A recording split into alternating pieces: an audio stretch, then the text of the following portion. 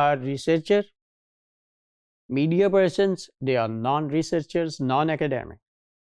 They have their own interests, you have your own interests, so there is chance of conflict.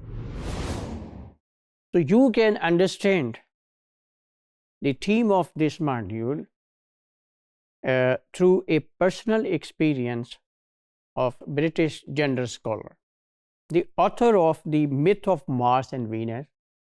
And I am talking about Deborah Cameron. This was her book.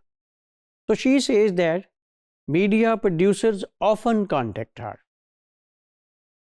They ask her to relate real-world stories with findings of your research. Okay. For example, one finding of hers is that men cannot express their feelings and women apologize too much. Okay, these are some findings. She says such differences are myths. They are not based on reality. They are just stereotypes. But if the producer supports any of these views, what happens? The clash of interest. She will not contact with you in future for your comments.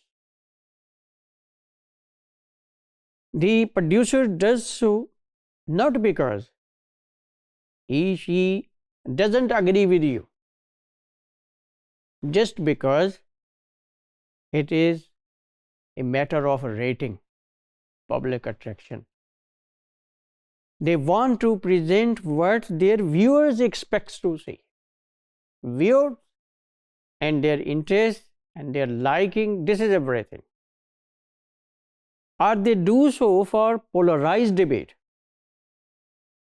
They want to talk about such topics with such researchers whose ideas may arise controversy. So, ultimately, it is not the researcher's goals, rather the producer's likes and dislikes that dominate.